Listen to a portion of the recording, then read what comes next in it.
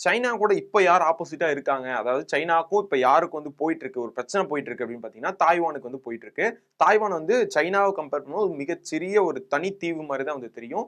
அத என்ன பண்றாங்க அப்படின்னு பார்த்தீங்கன்னா, சைனா வந்து அவங்க கூட வந்து சேர்த்துக்கணும் அப்படின்னு பார்க்கறனால அவர் வந்து போராடிட்டு இருக்காரு. ஸோ அது மட்டும் இல்லாம, அவரு இந்த விஷயத்துல இறங்கி இந்த தாய்வான வந்து அதாவது அந்த நாட்டு கூட வந்து சேர்த்துக்கணும் அப்படின்னு எதுக்காக பண்ணிட்டு இருக்காரு அப்படின்னு பார்த்தீங்கன்னா, அவருடைய அந்த பதவிய வந்து அடுத்து வந்து தக்க வச்சுக்கணும் அப்படிங்கிறக்காக தான் வந்து இத பண்றாரு அப்படிங்கிறது வந்து இன்னொரு விஷயமா இருக்கு.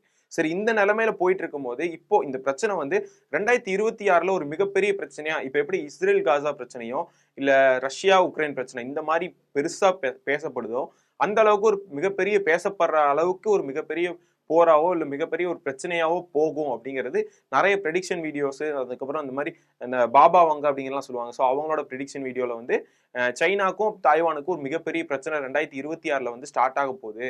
உலக அளவுல இது வந்து பேசப்பட போகுது அப்படிங்கிற மாரிலாம் வந்து சொல்லியிருக்காங்க. ஸோ அதற்கு ஒரு சின்ன பாயிண்ட்டா எடுத்து குடுக்குற மாரி தான் வந்து இப்ப அமெரிக்கா பண்ணியிருக்காங்க. என்ன அப்படின்னு பார்த்தீங்கன்னா, தாய்வான் வந்து ஒரு நான் முன்னாடியே சொன்ன மாரி ஒரு சின்ன இடம் தான். சைனாவோட கம்பேர் பண்ணும்போது தனியா இருக்கக்கூடிய ஒரு சின்ன தீவு. அவங்க வந்து உள்ள அவங்கள வந்து இணைச்சுக்கணும் அப்படின்னு பார்க்கறது வந்து தாய்வான் வந்து விரும்புறதில்ல. நாங்க தனியாவே இருந்துக்கிறோம் அப்படின்னு தான் வந்து சொல்றாங்க. ஸோ இந்த இடத்துல என்ன பண்றாங்க அப்படின்னு பார்த்தீங்கன்னா, நெறைய ஆர்மி சேர்ந்தமான நெறைய டிஃபென்ஸ்லாம் இருக்கும்ல.